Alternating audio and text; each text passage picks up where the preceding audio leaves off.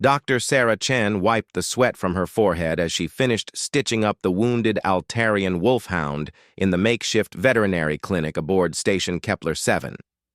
The creature's 6 legs twitched as it came out of anesthesia, its crystalline fur catching the artificial light. Another successful surgery, another life saved. But as she cleaned her instruments, the intercom crackled to life with an announcement that made her blood run cold. All medical personnel to emergency stations. Code Black. Repeat, Code Black. Sarah had never heard a Code Black before. In her 3 years working as the only veterinarian on this remote trading station at the edge of known space, she'd dealt with plenty of emergencies, but nothing that warranted the highest alert level. She quickly secured her patient and rushed toward the main medical bay. The corridors buzzed with activity. Alien species from across the galaxy hurried past her.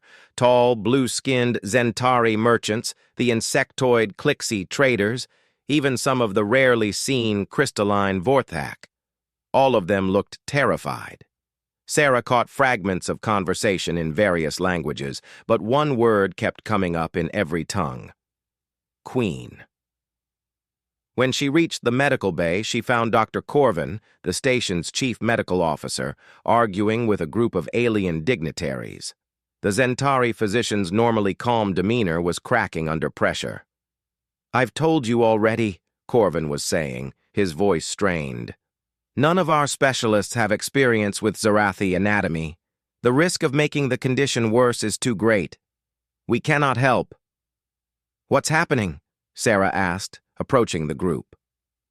A tall female figure turned toward her. Sarah's breath caught in her throat. She was looking at Queen Thessarian of the Zerathi Empire, one of the most powerful rulers in this sector of the galaxy. The queen stood nearly 8 feet tall, with scaled skin that shimmered between deep purple and silver. Her 4 arms moved gracefully as she spoke, and her large, intelligent eyes held a mixture of desperation and regal authority. "Human," the queen said, her voice resonating with harmonics that spoke of centuries of command. "Are you also a healer?" "I'm a veterinarian," Sarah replied honestly. "I treat animals."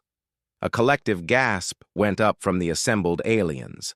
Several of the Zerathi delegation hissed in what Sarah recognized as anger.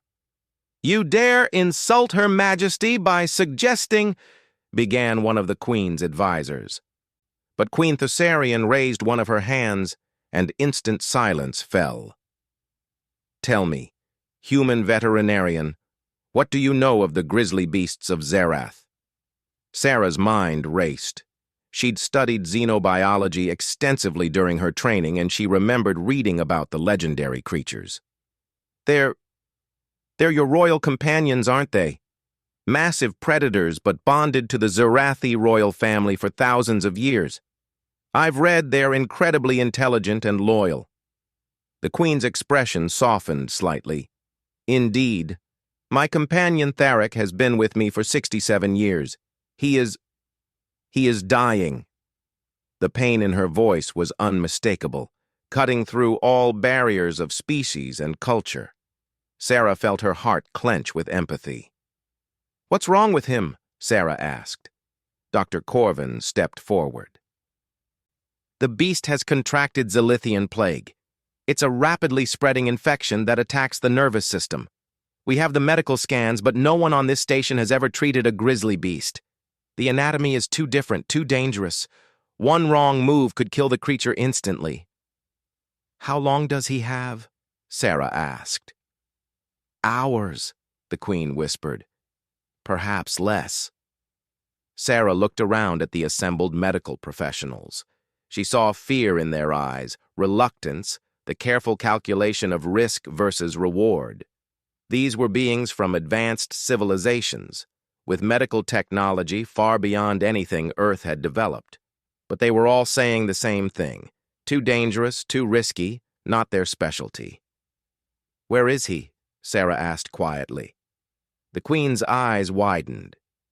You would consider helping him?" "I can look at the scans, examine him if you'll let me," Sarah said. I can't promise anything, but I've treated similar neural infections in Earth creatures. The principles might be the same.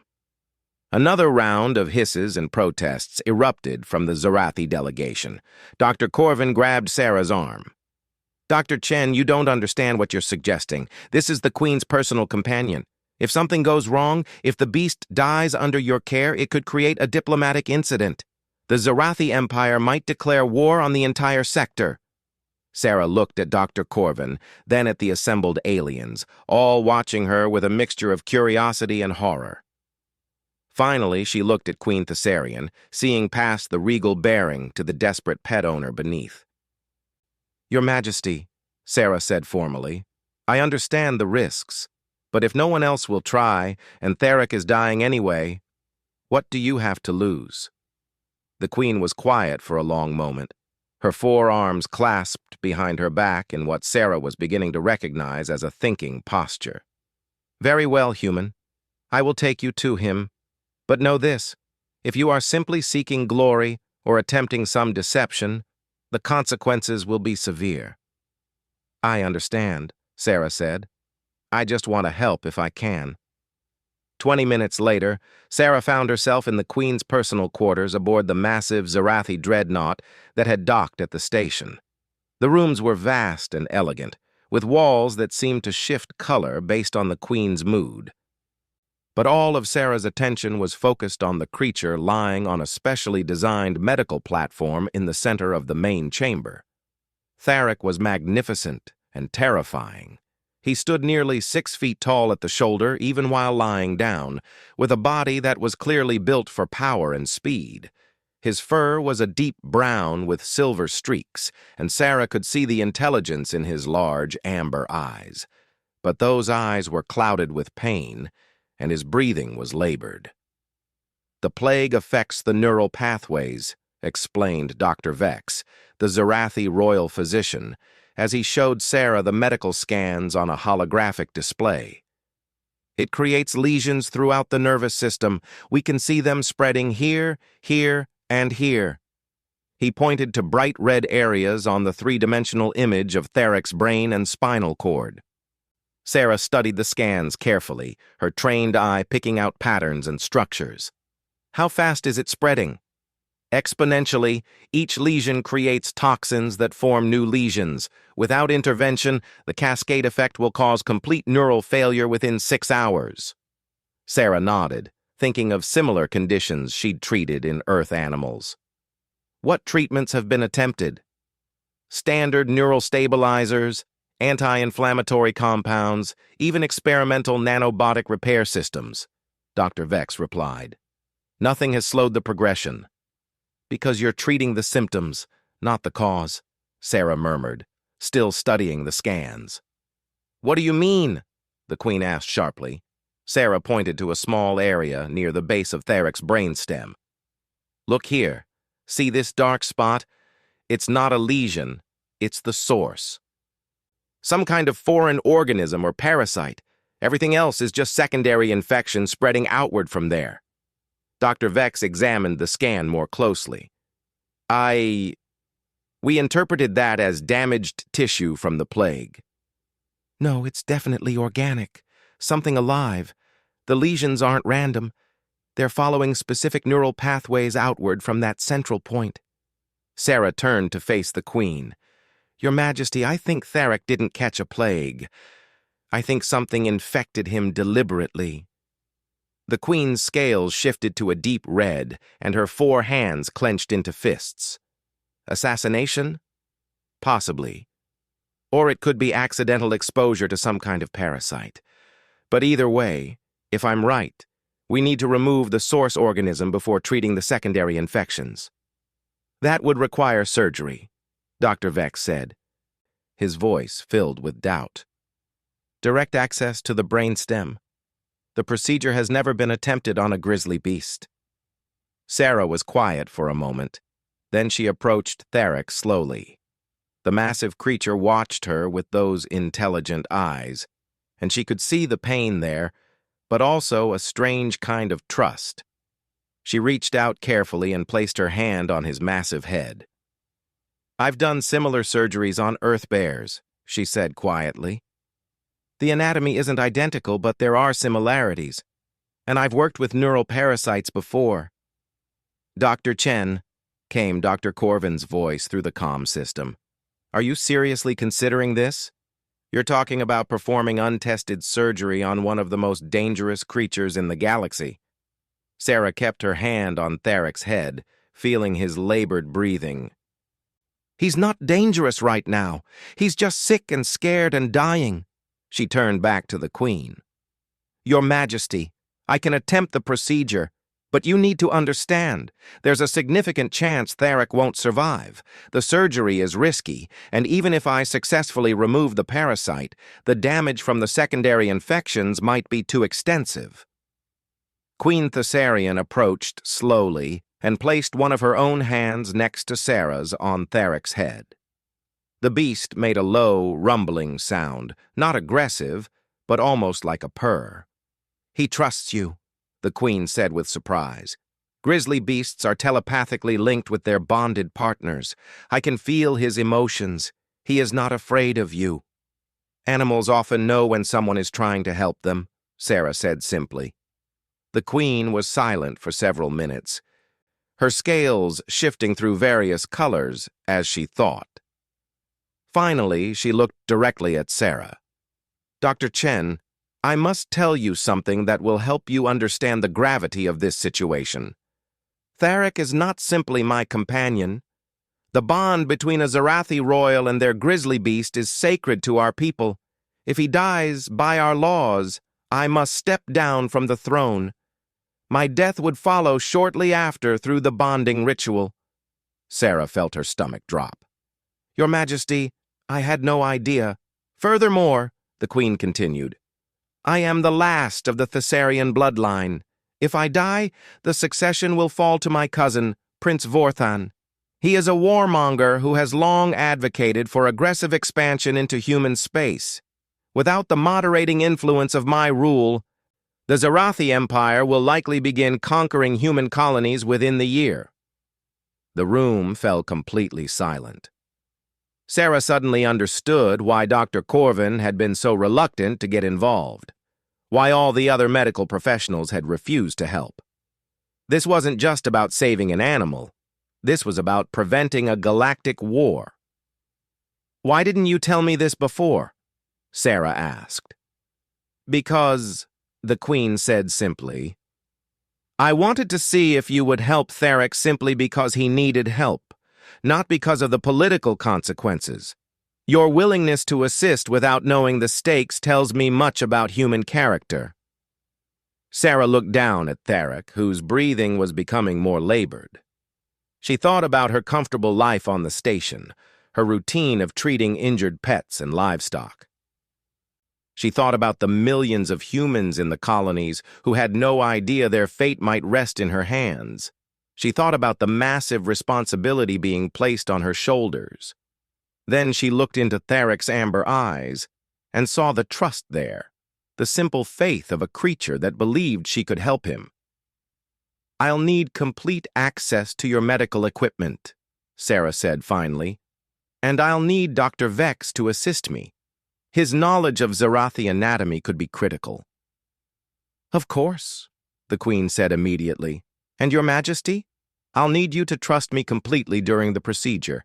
If Tharek becomes agitated, your bond with him might be the only thing that keeps him calm. Queen Thessarian nodded gravely. You have my complete trust, Dr. Chen. You are perhaps the only being in the galaxy willing to take this risk. As they began preparing for surgery, Sarah couldn't help but think about the strange turn her life had taken. This morning, she'd been a simple veterinarian fixing up wounded pets on a backwater trading station. Now she was about to perform the most important surgery in galactic history. But as she looked at Tharek's trusting eyes and felt the weight of responsibility settling on her shoulders, Sarah Chen knew she was exactly where she needed to be. Sometimes the most important moments in history began with the simplest decision, the choice to help when no one else would. Sarah's hands moved with practiced precision as she calibrated the Zarathi surgical equipment. The technology was far more advanced than anything she'd used on Earth, but the basic principles remained the same. She had to adapt quickly. Therek's condition was deteriorating rapidly. "Neural activity is declining," Dr. Vex reported, monitoring the holographic displays surrounding the surgical platform. "The lesions have spread another 12% in the last hour." Sarah nodded grimly. Through her neural link, Queen Thessarian was keeping Therek as calm as possible, but the massive beast's breathing had become increasingly shallow. His amber eyes, once bright with intelligence, were now clouded with pain and confusion. "Dr. Chen," came Dr. Corvin's voice through the comm system.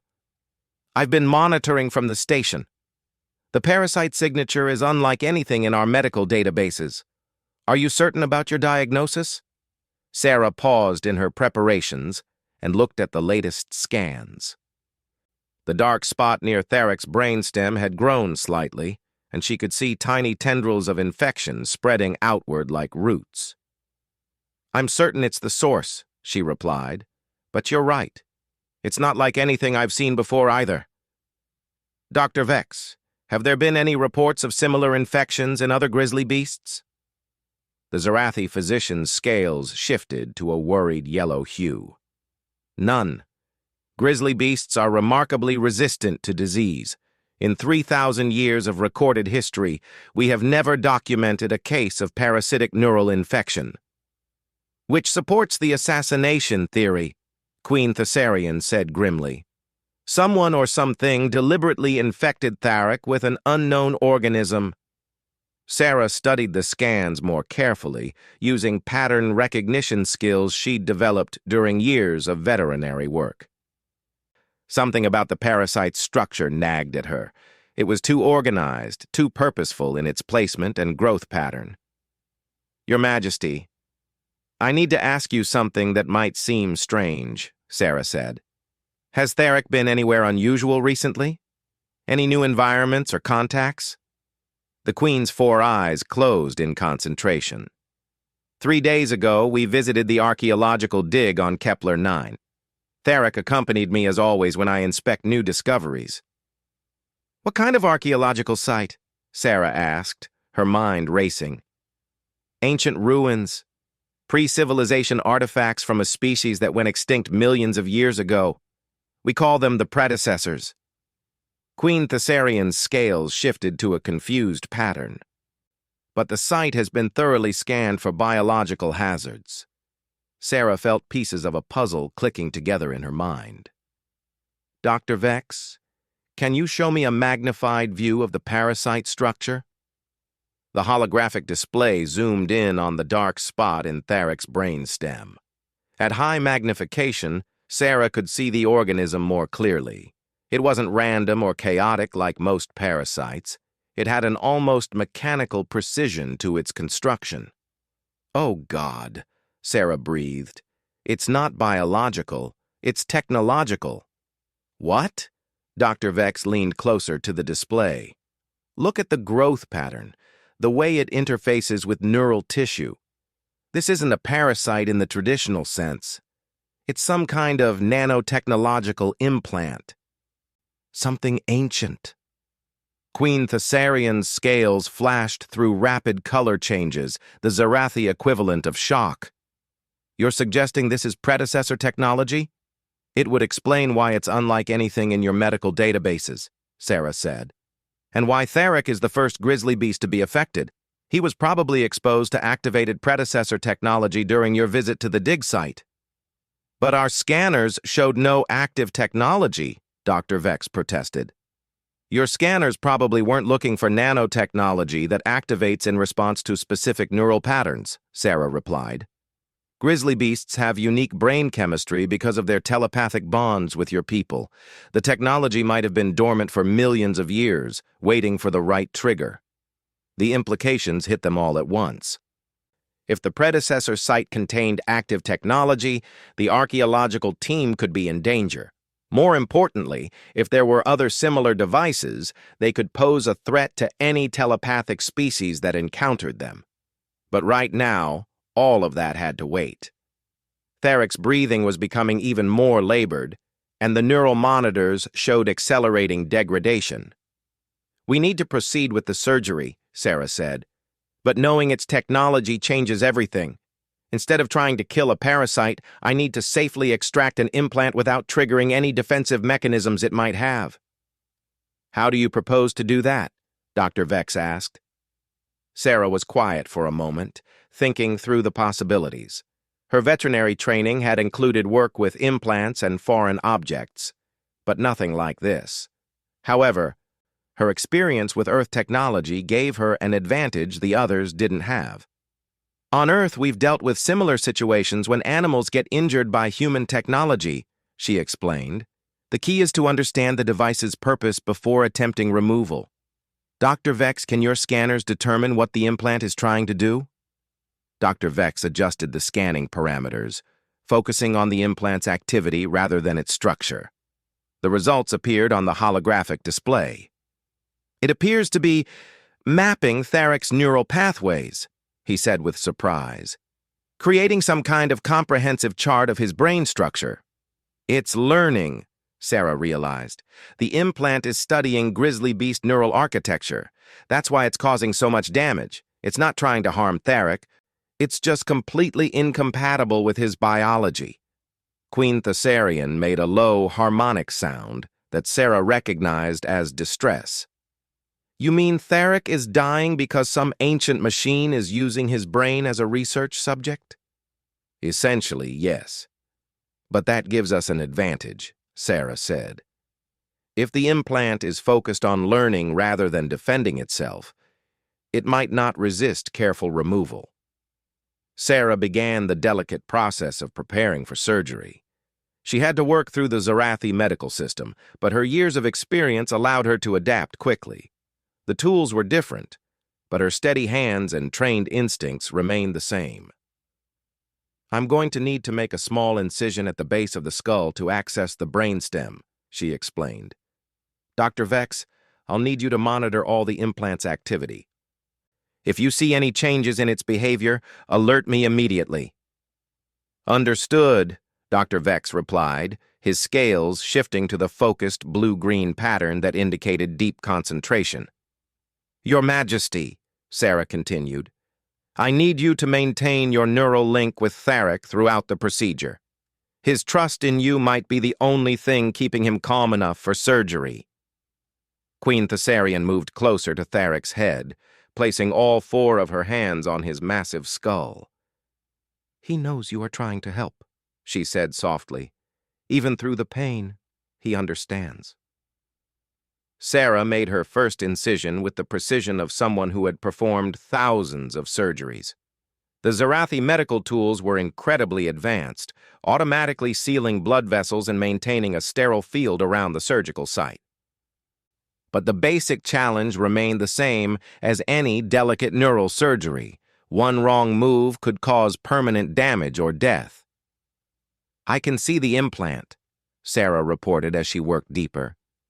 "It's attached to the brainstem with what look like microscopic filaments." Through the magnification system, she could see the ancient device clearly for the first time. It was remarkably sophisticated, with a crystalline structure that seemed to pulse with its own internal light. The filaments connecting it to Tharek's neural tissue moved in waves, like the tendrils of some alien sea creature.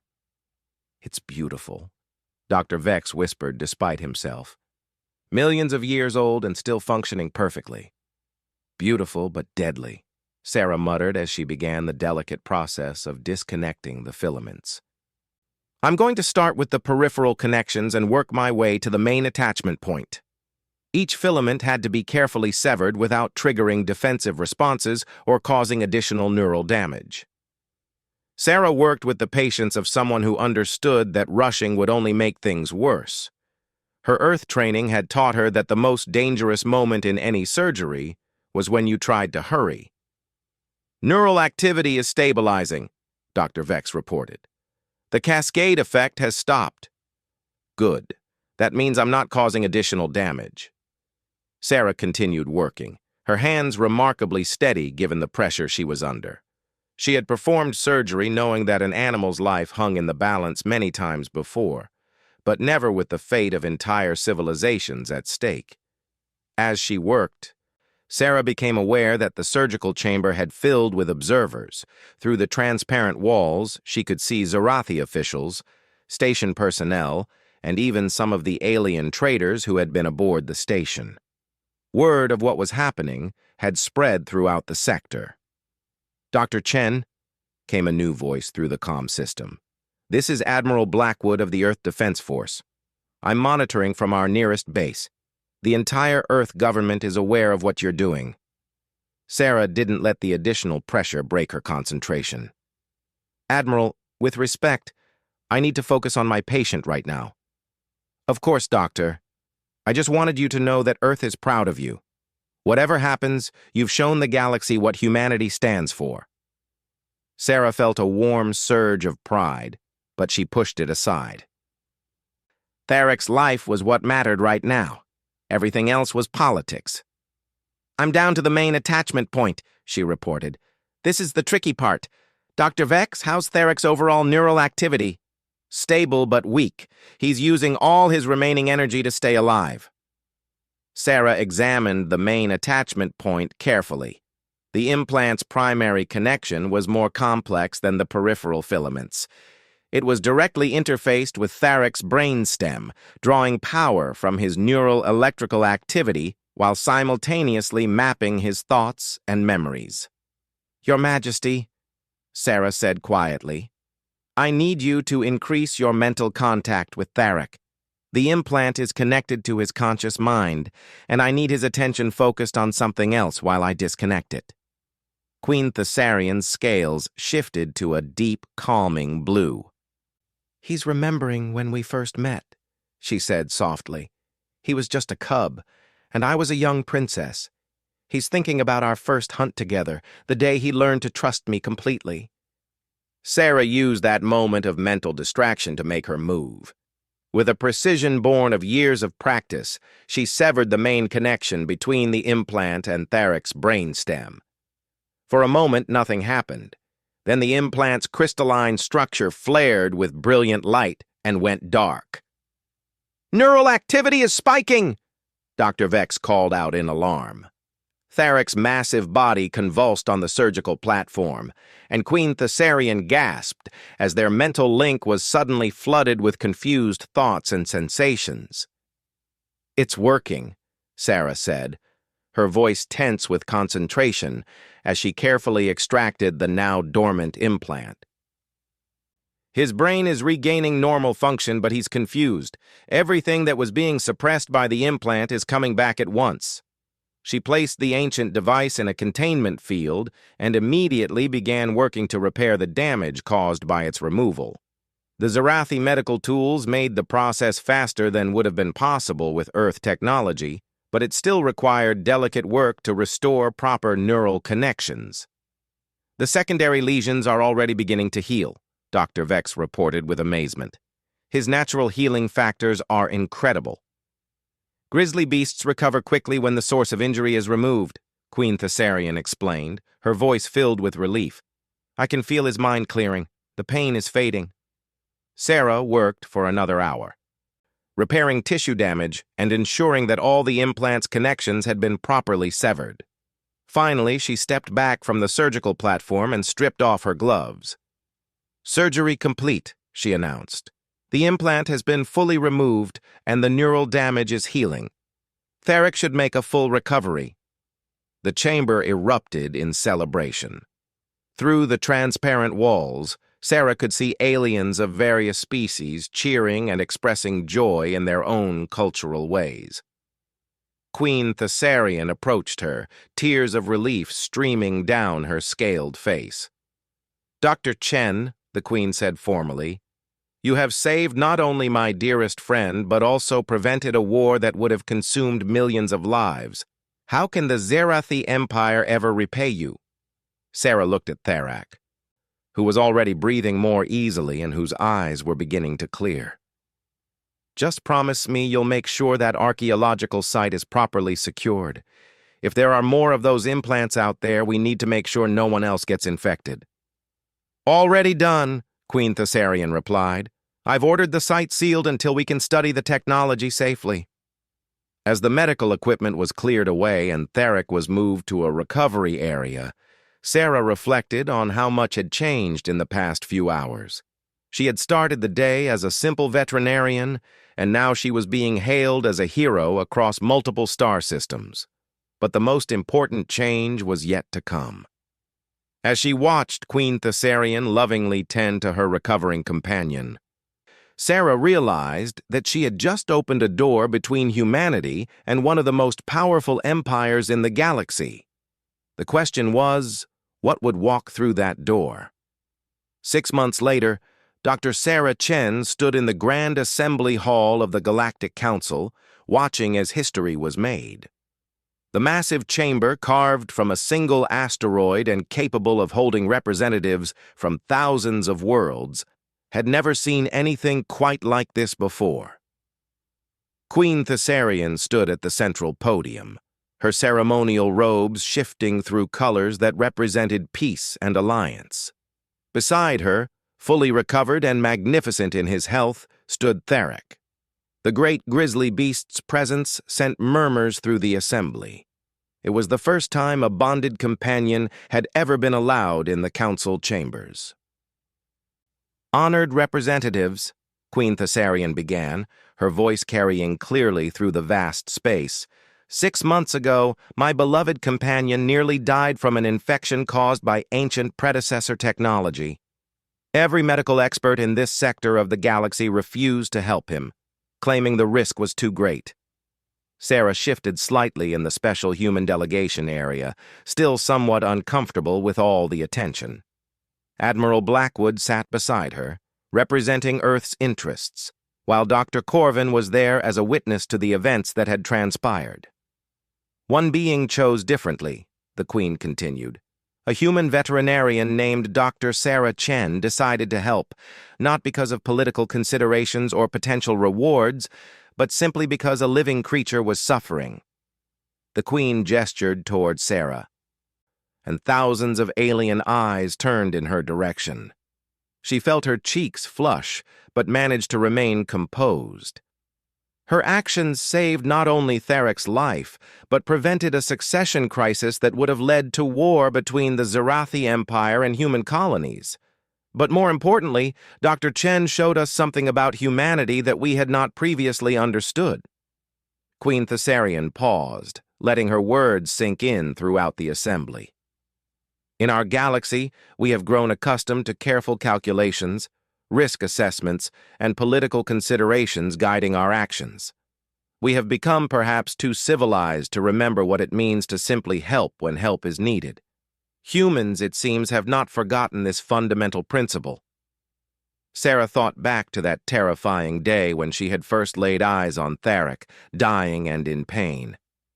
She remembered the fear in Dr. Corvin's voice, the reluctance of all the other medical professionals, and her own moment of doubt before deciding to act. It hadn't felt like a grand gesture at the time. It had just been the right thing to do. Today, Queen Thessarian announced, I formally propose the admission of humanity to the Galactic Council, with full membership status and all associated rights and responsibilities. The chamber erupted in discussion. Sarah could hear simultaneous translation devices working overtime as representatives debated in dozens of languages. This was unprecedented. Humanity had been considered too primitive for council membership, too young as a spacefaring species to be trusted with galactic responsibilities. The Zentari representative stood to speak. Your Majesty, while we all respect what Dr. Chen accomplished, is one act of kindness sufficient basis for full council membership? Humans have been spacefaring for less than 2 centuries. With respect, Admiral Blackwood interjected, rising from his seat.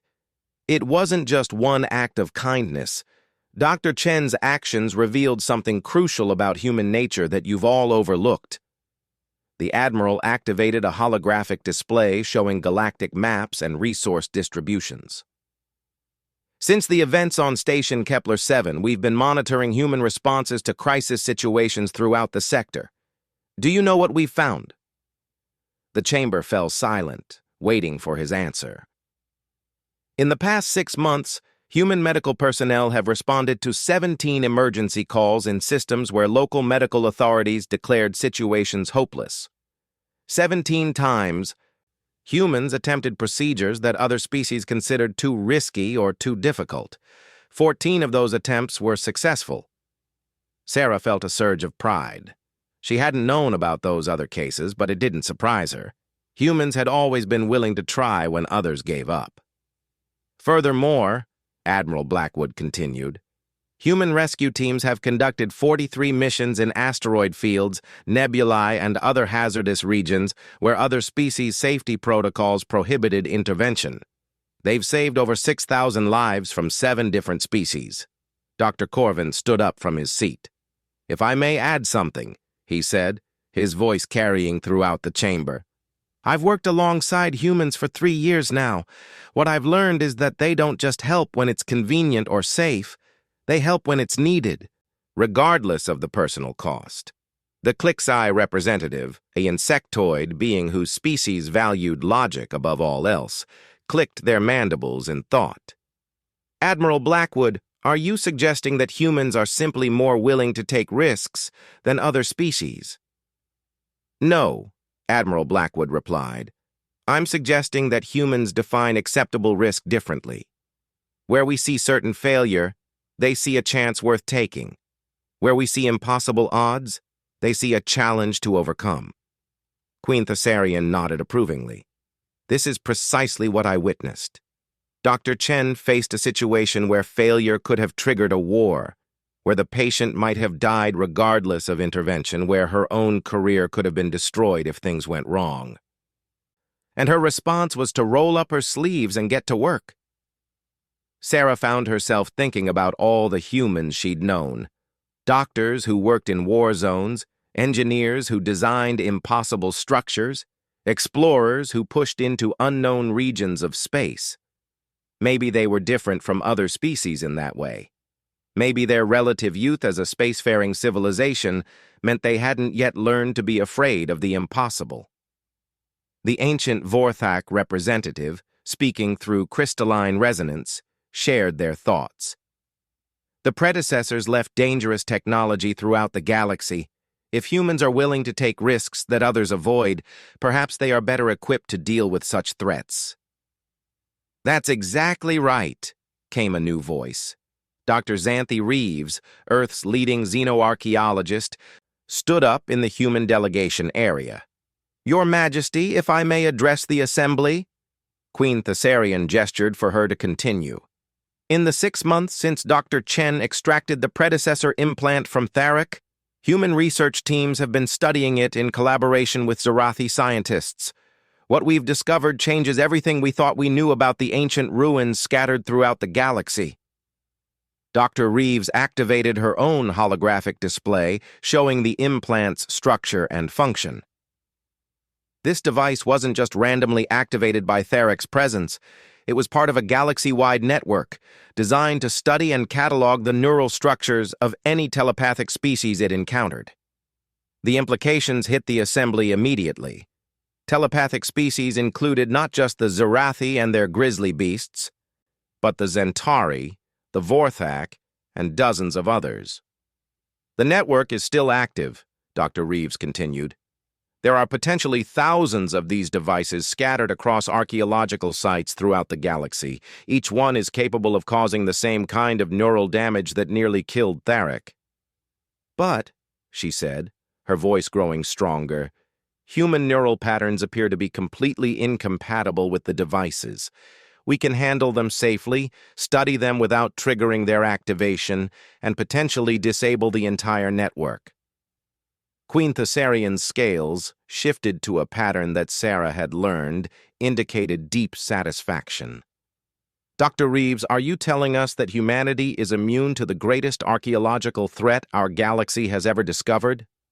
"Not immune," Dr. Reeves clarified. "But uniquely equipped to deal with it. Our neural structure is so different from telepathic species that the predecessor technology doesn't recognize us as viable subjects." The chamber buzzed with excited conversation. Sarah realized that the day she had chosen to help a dying animal had led to this moment. Humanity being recognized not just for their compassion, but for their unique ability to solve problems that had plagued the galaxy for millennia. The vote, when it came, was unanimous. Humanity was granted full membership in the Galactic Council, along with a mandate to lead the investigation and neutralization of predecessor technology threats. After the ceremony, Sarah found herself in a private reception chamber with Queen Thessarian and Therak. The great beast, now fully recovered, approached her with the careful dignity that characterized his species. He lowered his massive head and gently touched her hand with his snout, a gesture of respect and gratitude. "He remembers you," Queen Thessarian said softly. "Through our bond, I can feel his emotions when he sees you. Gratitude, yes, but also something deeper. Trust. He knows you saved his life when no one else would try." Sarah scratched behind Therak's ears, marveling at how soft his fur was despite his fearsome appearance. "I was just doing my job." "No," the Queen said firmly. "You were doing what humans do. You saw a problem that needed solving and solved it, regardless of the personal cost or political implications. That is why your species will be invaluable to this galaxy." Admiral Blackwood joined them, a slight smile on his weathered face. "Dr. Chen, you realize that you've just changed the course of human history? We went from being considered primitive newcomers to essential partners in galactic affairs." Sarah looked around at the assembled dignitaries, the advanced technology, and the representatives of civilizations that span the galaxy. Then she looked back at Therak, whose amber eyes held the same trust and intelligence she'd seen during those desperate hours of surgery. "I think," she said slowly, "that maybe the galaxy needed to remember something that humans never forgot. Sometimes the most important decisions aren't made in council chambers or war rooms. Sometimes they're made by one person who decides to help when everyone else says it's impossible." Queen Thessarian's scales shifted to colors that Sarah now recognized as warmth and affection. "Dr. Chen, the Zerathi have a saying, 'True strength is not measured by what you can destroy, but by what you choose to preserve.' Your species has shown us that sometimes the youngest voice in the room carries the most wisdom." As the reception continued around them, Sarah found her thoughts drifting to all the humans working throughout the galaxy, in research stations, on exploration vessels, in medical facilities, and in countless other roles, each of them carrying forward the same simple principle that had guided her actions that day. When someone needs help, you help them. The galaxy had spent millennia developing sophisticated political systems, advanced technologies, and complex diplomatic protocols. But somehow, in all that progress, they had lost sight of something fundamental. It had taken a species that was barely 2 centuries into space travel to remind them that sometimes the solution to an impossible problem was simply the willingness to try. Sarah realized that Queen Thessarian was right. This was about more than one successful surgery, or even humanity's admission to the Galactic Council. It was about a different way of looking at problems, a different definition of what was possible, and a different understanding of when action was warranted. "Your Majesty," Sarah said finally, "what happens now?" Queen Thessarian smiled, a surprisingly human expression despite her alien features. "Now, Dr. Chen, humanity teaches the galaxy how to remember what we've forgotten, how to take risks for the right reasons, how to help when help is needed, regardless of whether success is guaranteed." She paused, looking out at the vast chamber where representatives from thousands of worlds continued their discussions. "And perhaps most importantly, you'll help us remember that sometimes the most profound changes in the universe begin with the simplest choice. The choice to care about a single life, even when everyone else has given up hope." As Sarah watched Therak contentedly settling beside his bonded partner, she couldn't help but smile. 6 months ago, she had been a simple veterinarian treating sick animals on a remote space station. Now, she was a symbol of humanity's unique contribution to galactic civilization. But at its heart, nothing had really changed. Tomorrow, there would be other patients, other problems to solve, other beings in need of help. And Sarah Chen, like humans throughout the galaxy, would continue to do what they did best, rolling up their sleeves and getting to work, one patient at a time. The galaxy was about to learn that sometimes the youngest species had the most to teach about what it truly meant to be civilized.